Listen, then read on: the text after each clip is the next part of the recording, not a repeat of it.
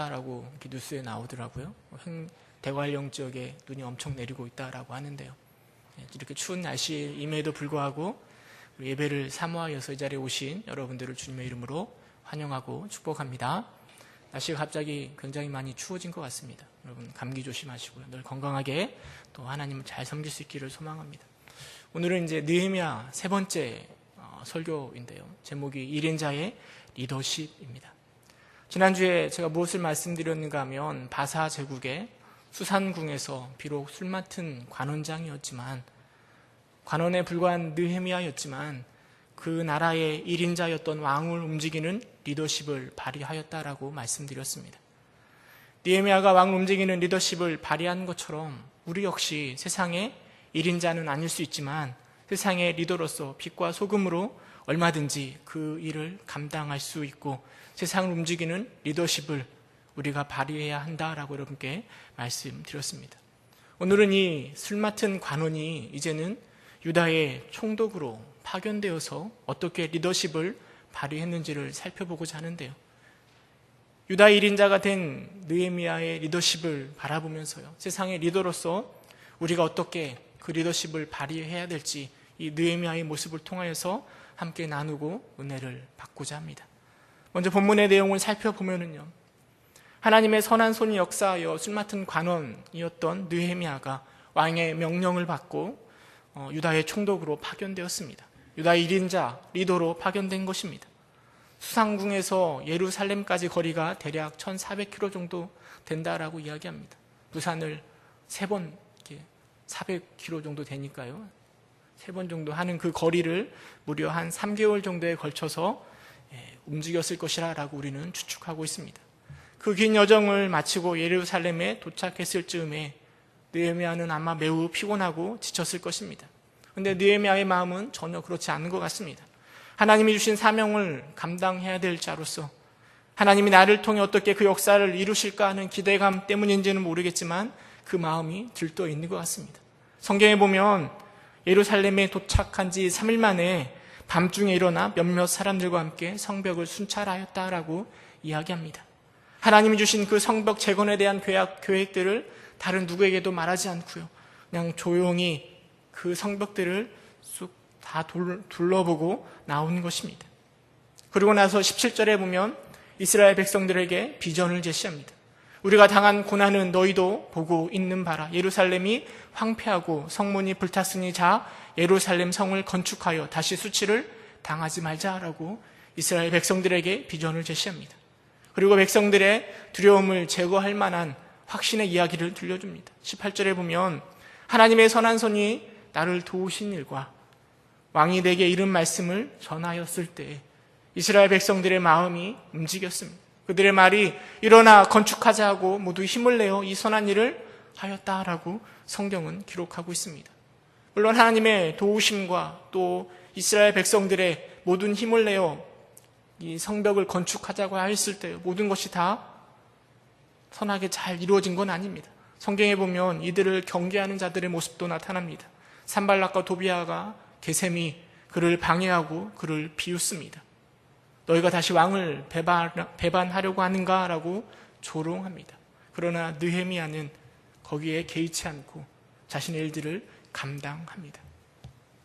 이렇게 예루살렘에서 유다의 총독으로 도착한 느헤미야를 통해서 이 1인자의 리더십 배울 만한 것이 무엇이 있는지를 한 3가지 정도 여러분과 함께 나누어 보고자 하는데요. 첫 번째로 우리 느헤미야에서부터 배울 수 있는 그 리더십이 무엇인가 하면 리더로서의 느헤미야의 태도입니다. 어떤 기업의 사장이 이런 말을 했습니다. 기술의 차이는 5배가 나지만 의식의 차이는 100배가 난다. 이런 이야기를 하였습니다. 이게 무슨 이야기인가 하면 어떤 기업에 있어서 기술력의 차이는 다른 기업과 비교할 때 5배까지 차이가 날 수 있다는 겁니다. 기술력의 차이가 그만큼 차이를 벌일 수 있다는 겁니다. 그런데 그보다 더 중요한 것, 그 기업이 어떤 의식을 가지고 있고 어떤 태도를 가지고 있느냐에 따라서 그 기업 간의 차이가 100배까지 날 수 있다라는 것입니다. 이 모든 것들이요, 리더에게도 그대로 적용되어진다라고 생각되어집니다. 리더의 능력의 차이는 5배에 지나지 않습니다. 그러나 리더가 어떤 인식과 어떤 태도를 지니고 있느냐에 따라서 그 공동체의 차이는 100배까지 벌어질 수 있다라는 것입니다. 그러기에 리더의 인식, 리더가 어떤 태도를 가지고 대하고 있는가라는 것은 매우 중요합니다. 어쩌면 리더의 자세가요, 그가 가지고 있는 능력보다 더 많은 영향력을 공동체에 끼칠 수 있음을 우리는 기억해야 됩니다. 여러분, 한번 느헤미야를 한번 상상해 보시기 바랍니다. 느헤미야가 유다 땅에 도착하였을 때 그가 어떤 생각을 했을까요? 어떤 생각을 가지고 유다 땅에 도착하였을까요? 왕의 허락과 왕의 명령을 가지고 왕의 군대와 더불어 왕이 주시는 중요한 자재들을 함께 가지고 예루살렘에 도착하였을 때의 느헤미야의 심정. 제가 만약에 느헤미야라고 한다면 어깨가 막 이만큼 올라왔을 것 같아요. 얼마나 자랑스럽겠습니까? 얼마나 사람들 앞에 나를 드러내고 싶고, 얼마나 하나님께서 내게 주신 은혜가 무엇인가를 나누고 싶은 마음이 얼마나 가득 차 있었겠습니까? 내가 바로 혼란에 빠진, 어려움 가운데 빠져있는 이스라엘 백성들을 구할 지도자다. 하나님이 보내신 1인자가 바로 나다. 그러니 나를 환대하고 나를 칭송하라라는 생각이, 인정받고 싶은 생각, 그 상황을 즐기고 싶은 생각이 가득 찼을 것 같습니다. 에스더 1장에 보면은요, 큰 잔치가 벌어지는데요. 느헤미야가 떠나왔던 수상궁에서 큰 잔치가 벌어집니다. 그 잔치를 누가 베풀었는가 하면 아하수에로 왕이 잔치를 벌였습니다. 당시에 바사 제국의 도가 127도였는데요. 그 127도에 있는 모든 제방관과 신하들을 다 불러가지고 잔치를 베풉니다. 그 잔치 기간이 얼마인 줄 아십니까? 180일 동안 잔치를 벌였대요. 수없이 많은 음식과 좋은 것들을 가지고요, 180일 동안 사람들을 불러놓고 잔치를 베푸는 겁니다. 여러분, 그 왕이 왜 잔치를 베풀었을까요? 성경은 왕의 영화로움에 나라의 부함을 나타내고 위험의 혁혁함을 나타내고자 그 잔치를 베풀었다라고 이야기합니다.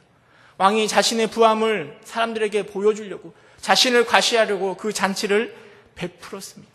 그리고 얼마 후에 느헤미야가 그 수상궁에서 예루살렘으로 온 것입니다. 어쩌면 느헤미야가 살던 그 당시에도요, 이런 비슷한 류의 잔치들이 많이 펼쳐졌을 것입니다. 자신을 드러내고자 하는 그 잔치들. 우리가 사는 세상도 마찬가지라 생각되어집니다.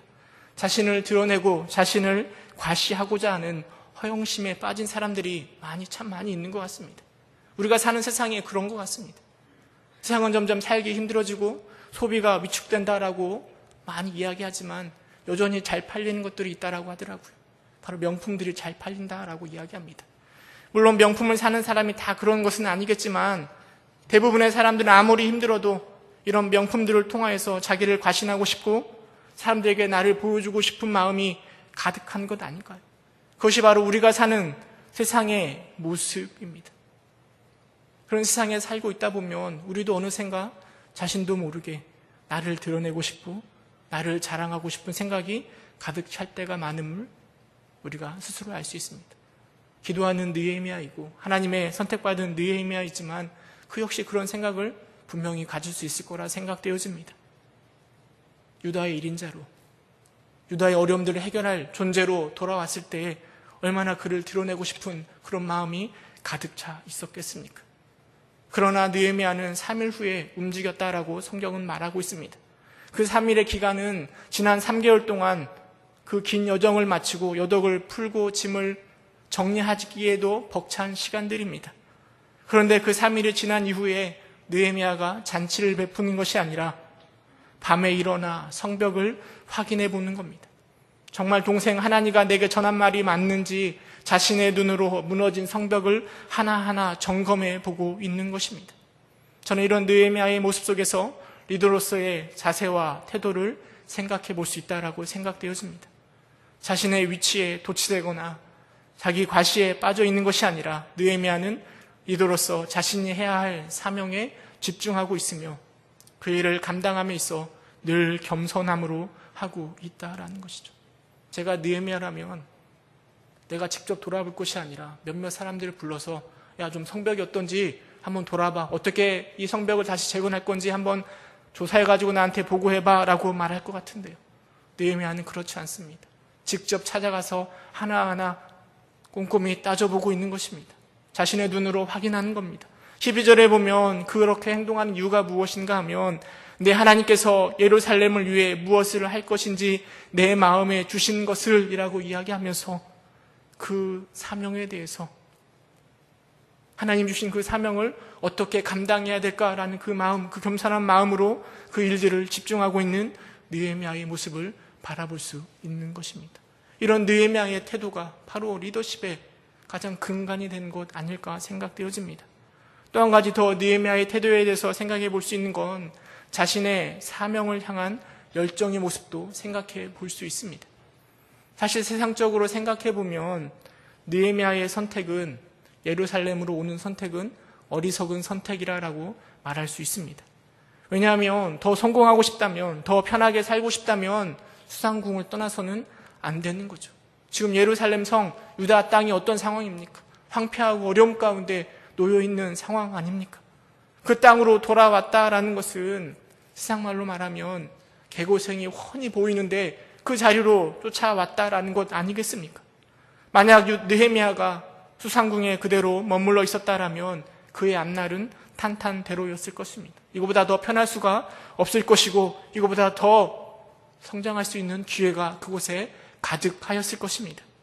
그러나 느헤미야의 열정은, 주님이 주신 그 사명을 향한 열정은 그 힘든 그곳을 훤히 다 알고 있음에도 불구하고 그 자리로 나오게 하는 것입니다. 왜냐하면 하나님이 내 마음에 주신 그 사명을 느헤미야가 너무나 잘 알고 있고 그 사명에 불타있기 때문에 그런 어려움과 그런 두려움, 힘든 것들을 마다하지 않고 그 자리로 나오는 것입니다. 이것이 바로 지도자로서, 리더로서 느헤미야가 가지고 있는 열정의 태도라 생각해 볼 수 있습니다. 여러분, 이런 리더의 모습이 사람들을 움직이는 것입니다. 더 큰 영향력을 발휘할 수 있는 것입니다. 여러분, 세상에서 우리의 모습은 어떠합니까? 세상의 빛과 소금이고 세상의 리더로서 우리의 모습은 어떠한지 좀 생각해 볼 필요가 있는 것 같습니다. 리더의 본이 되는 많은 단어들이 있습니다. 금방 찾았던 겸손이나 열정, 좋은 단어들을 우리만 알고 있는 것들이 아니라 세상 사람들도 다 알고 있습니다. 근데 정작 세상의 리더라고 말하는 우리는 그런 단어들과는 너무 멀리 있지는 않습니까? 적당히 하자. 군대에서 가장 많이 듣는 말, 중간만 하자. 괜히 나서면 피곤해지니까, 괜히 열심을 내었다가 나만 힘들어지니까 대충 하자라는 생각들이 세상의 리더라고 말하고 있는 우리의 모습 속에 너무나 가득 차 있지는 않습니까? 미지근한 열정을 가지고 있으면서도 자신을 드러내고 과시하는 일에는 열심을 다하면서 이런 느헤미야의 그런 리더로서의 모습은 우리에게서 찾아보기 힘든 건 아닌지 우리의 모습을 점검해 보아야 될 것입니다. 느헤미야의 모습을 바라보면서 우리가 어떻게 세상 가운데 또 교회의 리더로서 그 역할을 감당해야 될지 곰곰이 고민해야 될 것입니다. 때로는 비록 손해가 될지라도, 때로는 나를 피곤하게 하고 내가 조금 더 힘들어질지라도 우리가 진정한 세상의 리더이고자 한다라면 그런 상황도 마다하지 않는 우리가 되기를 간절히 소망합니다. 열정과 겸손한 자세를 갖는 여러분 될 수 있기를 간절히 축원합니다. 두 번째로 느헤미야에게서 배울 수 있는 리더로서의 모습은 바로 비전을 바라보고 다루는 시각이라 할 수 있습니다. 리더는 분명 일반 사람, 다른 사람들과는 달라야 합니다. 가장 큰 차이점을 바로 비전을 보는 것이라 저는 생각되어집니다. 양들은 멀리 보지 못합니다. 움직일 때 우왕좌왕하기 쉽고요. 그리고 바로 앞에 있는 양을 쫓아다니기가 일수입니다. 그러나 양을 돌보는 목자는 그렇지 않습니다. 목자는 저 멀리까지 바라봐야 됩니다. 어디에 쉴만한 물가가 있고 푸른 초장이 있고 어디가 안전한 곳인지를 미리 멀리 바라보고 그리고 그렇게 바라볼 때 양들을 그쪽으로 움직여 나아갈 수 있는 것입니다. 여러분, 리더도 마찬가지입니다. 리더는 바로 지금 내가 해야 할 일을 바라보는 사람이 아니라 한 발 더, 두 발 더 나아가서 그 앞에 것들을 보는 사람이 바로 리더입니다. 우리는 특별히 그것을 비전이라고 말하기도 합니다. 여러분, 느헤미야에게는 분명한 비전이 있습니다. 그것이 무엇인가 하면 저 무너진 예루살렘 성벽을 재건하는 것입니다. 예루살렘 성벽을 재건하는 일이요, 언제 이루어지는가 하면 3장에 가면 느헤미야가 예루살렘 성벽을 재건합니다. 근데요, 느헤미야가 3장에 가서 예루살렘 성벽 재건하는 일을 고민하고 생각하는 것이 아니라 오늘 우리가 읽은 본문 2장에 보면 이미 느헤미야는 그 앞으로 해야 될 일들을 생각하면서 성벽을 둘러보고, 그리고 성벽을 둘러보면서 그 일들을 어떻게 감당할까를 고민하고 있는 것입니다. 어떻게 하면 보다 더 효과적으로, 어떻게 하면 보다 더 효율적으로 저 성벽을 재건할까를 미리 준비하고 생각하고, 그리고 나서 3장에 가서 그 일들을 실천해 나아가는 것입니다. 여러분, 이게 바로 리더의 모습이라 생각되어집니다. 바로 앞만 바라보는 것이 아니라 더 멀리 바라보며 준비하는 자, 그것이 바로 리더의 모습입니다. 뿐만 아니라 리더는 그렇게 준비된 계획들, 그 비전들, 분명한 비전들을 공동체에 보여주고 함께 나누는 모습을 느헤미야가 보여주고 있습니다. 자신을 따르는 자와 함께 그 비전을 공유할 때 공동체가 더욱 힘을 받아 움직이게 되는 것입니다. 우리 17절 말씀 함께 읽어볼까요?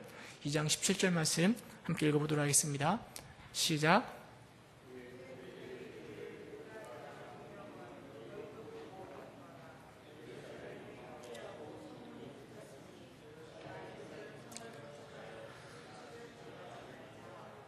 네, 17절에 보면 성벽을 둘러보고 나서요, 후회라고 기록하고 있습니다. 그 후가 언제인지 분명하게 성경은 말해주고 있지 않지만 내용의 흐름상 성벽 재건에 대한 분명한 계획이 수립된 이유가 아닐까 생각되어집니다. 그 후에 느헤미야는 사람들을 불러 모으고 자신이 품고 있는 그 비전을 공유하며 그들에게 제시하는 것입니다. 온 공동체가 함께 도전해야 될 비전이 무엇인지를 말해주는 것입니다. 근데 이 일을 함에 있어서요, 느헤미야가 뭐라고 표현하는가 하면 우리가 당한 고난은 이라고 이야기하면서 우리가 라는 표현을 쓰고 있습니다. 사실 느헤미야는 외부에서 온 사람입니다. 이스라엘 백성들이 당하고 있는 고난과 곤경이 무엇인지 잘 알지 못합니다. 그러나 느헤미야는 리더로서 그 공동체의 모든 고통을 자신의 것으로, 동일한 것으로 표현하며 이야기하는 것입니다. 그리고 그들이 당한 현실을 분명하게 말해줍니다. 당한 곤경, 황폐함, 불에 탄 성문, 이것이 바로 이스라엘 백성들의 현실입니다. 뿐만 아니라 느헤미야는 그 현실의 이유를 설명해 줍니다. 바로 성벽이 없기 때문이라고 이야기합니다. 성벽이 없으므로 효율적으로 이방 민족들의 공격을 방어하지 못하고 이렇게 유린당하고 공격에 빠져 있다, 곤경에 빠져 있다라고 말하고 있습니다. 그리고 더불어 느헤미야는 분명한 해결책, 곧 비전을 제시하는 것입니다. 예루살렘 성을 건축하여 다시 수치를 당하지 말자. 여러분, 이런 비전이 그들에게 선포되어졌을 때, 그리고 그 비전을 함께 공유하였을 때 이스라엘 백성들이 함께 움직여 나아가는 것입니다. 작가 최용덕 씨가요, 많은 곡을 작곡했는데 그 중에 오라 우리가라는 찬양이 있습니다. 여러분 혹시 그 찬양 아십니까? 오라 우리가? 오라 우리가 세상을 변화시키자. 오라 우리가 예수 그리스도로. 여러분, 예수 그리스도로 세상을 변화시키는 것이 바로 하나님을 믿는 자, 우리의 비전 아닙니까? 세상의 빛과 소금으로 우리가 품어야 할 비전입니다. 그런데 그 비전을 가지고 있으면서 내가 할 수 있는 것이, 내가 해야 될 것에 대한 아무런 생각도 준비도 되어 있지 못한다면 그 비전은 그냥 비전에 지나지 않는 것입니다. 예수 그리스도로 변화시키자 아무리 찬양하며 떠들어대도요, 그것에 대한 준비나 계획이 없다면 그것은 아무짝에도 필요 없는 비전인 것입니다. 세상의 리더로서 하나님이 내게 주신 사명들, 내가 무엇을 할 것인지 내 마음에 주신 생각들을 점검하고 준비하지 않는다면 우리가 가지고 있는 비전은 결코 현실될 수도 없고 그 리더로서 그 비전을 풀어낼 방법도 없는 것입니다. 뿐만 아니라 비전을 함께 나누는 리더가 되어야 되는 것입니다. 여러분, 성전을 재건하는데 느헤미야가 며칠이 걸렸는가 하면 52일 동안 성벽을 재건합니다. 여러분, 이 짧은 시간 내에 성벽을 재건하는 일은 결코 쉬운 일이 아닙니다. 그 수천 년 전에 그 큰 돌덩어리들을 만들어서 성벽을 재건하는 건 정말 어려운 일입니다. 느헤미야 혼자서는 그 일들을 결코 감당해낼 수 없습니다. 아무리 느헤미야가 채찍으로 백성들을 두드리며 일을 하게 하더라도요, 백성들의 마음이 그곳에 하나가 되지 못하였다라면 성벽을 재건하는 것은 분명 실패하였을 것입니다.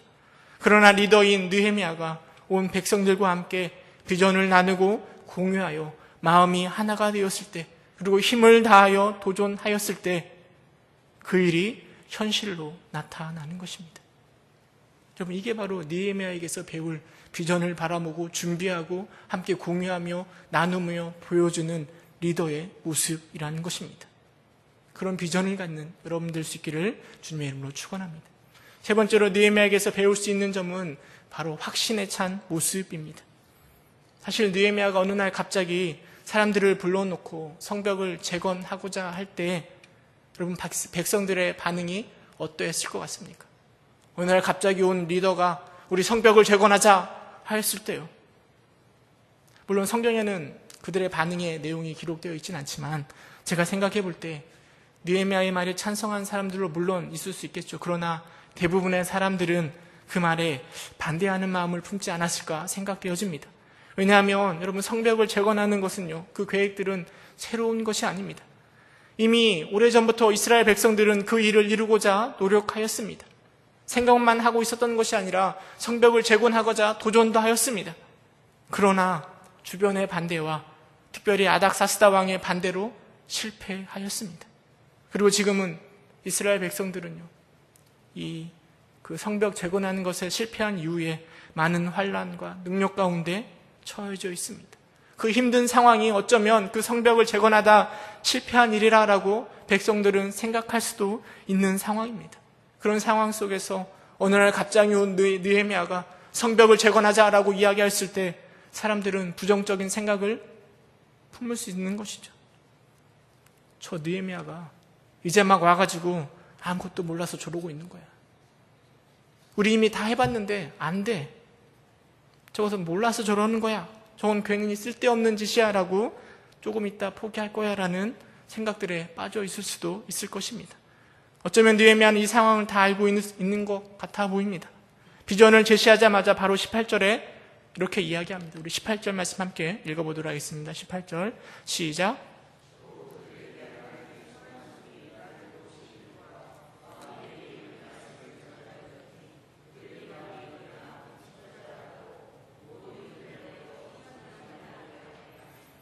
느헤미야가 뭐라고 이야기하는가 하면 하나님의 선한 손이 나를 도우신 일과 왕이 이른 말씀을 전하였다라고 이야기합니다. 물론 백성들에게 있어서 가장 잘 먹히는 이야기가 바로 아닥사스다 왕이 그들에게 내렸던 이야기, 허락, 성벽을 재건하는 일을 허락하고 그를 위해서 느헤미야를 보내고 그리고 재료까지 준비해 줬다라는 이야기가 분명 이스라엘 백성들의 마음을 움직이기에는 전혀 부족함이 없는 말일 것입니다. 그러나 성경의 느헤미야는 분명 하나님의 선한 손을 먼저 언급하고 있습니다. 저는 이것이 바로 느헤미야의 확신의 근원이라 생각되어집니다. 리더가 하나님이 주시는 확신을 가지고 나아갈 때 백성들이 움직여 가는 것입니다. 그리고 18절의 마지막 부분에 보면 그들의 말이 일어나 건축하자 하고 모두 힘을 내어 이 선한 일을 하려 하매라고 기록하고 있습니다. 리더였던 느헤미야가 비전을 제시해주고 확신 가운데, 하나님을 향한 확신 가운데 왕이 한 일들을 이야기하여 주었을 때 백성들이 움직여 나아가는 것입니다. 물론 백성들은 설득하여 성벽을 재건하자라고 이야기하였음에도 불구하고 모든 것이 다 형통한 것은 아닙니다. 19절에 보면 산발락과 도비아와 게셈이 이들을 업신여기고 그리고 그들을 조롱하며 너희가 또다시 왕을 배반하려 하는가라고 말합니다. 그러나 20절에 보면 느헤미야가 이렇게 대답합니다. 내가 그들에게 대답하여 이르되 하늘의 하나님이 우리를 형통하게 하리니 하늘의 하나님이 우리를 형통하게 하리니 느헤미야는 확신에 차 있는 것입니다. 물론 우리의 연약함과 어리석음들이 있죠. 부족함들이 있죠. 그러나 하나님의 손이 함께 하시고 하늘의 하나님이 우리를 형통하게 하실 것이니 그 일들이 이루어질 것이다 라는 확신을 가지고 그 일을 감당하고 있는 것입니다. 하나님을 향한 그 확신은 이스라엘 백성들을 움직이게 하는 큰 리더의 역할을 감당하게 하는 것입니다. 여러분, 최고의 리더십이 무엇이라 생각되어집니까? 저는 최고의 리더십이 사람들로 하여금 스스로 움직이게 하는 리더십이 바로 최고의 리더십이라 생각되어집니다. 느헤미야가 그런 리더십을 발휘하고 있습니다. 열정과 겸손의 자세로 비전을 준비하고 비전을 함께 나누며 확신에 찬 그 모습이 백성들로 하여금 우리가 일어나 건축하자라는 마음을 품게 만들고 자발적으로 함께 일어나 그 성벽을 위하여 공사장에 뛰어들게 만드는 것입니다. 존 맥스웰 박사라는 분이 리더십에 대해서 5가지 단계로 나누어서 이야기합니다. 그 5가지 단계, 첫 번째 단계가 무엇인가 하면 가장 아래 단계 리더십인데요. 바로 직분을 통하여서 영향력을 발휘하는 리더십을 이야기합니다. 그러니까 직분이, 제가 목사니까요. 목사로서 말을 하니까 성도들이 듣는 것처럼 내가 사장이고 내가 부장이고 내가 윗사람이니까 그 직분을 가지고 리더십을 발휘하는 단계, 가장 기본적인 단계라 할 수 있습니다. 근데 그 단계에서 점점 나아가면 2단계로 나아가는데요. 2단계가 어떤 단계인가 하면 관계로 영향력을 발휘하는 리더의 모습입니다.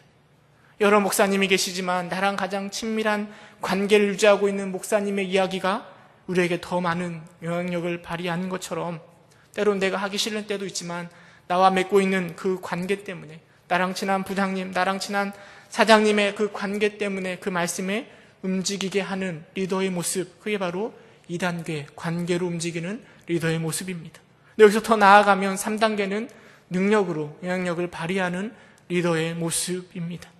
자신의 능력을 통하여서 사람들로 하여금 나를 따르게 만드는 것입니다. 이게 바로 3단계의 리더의 모습입니다.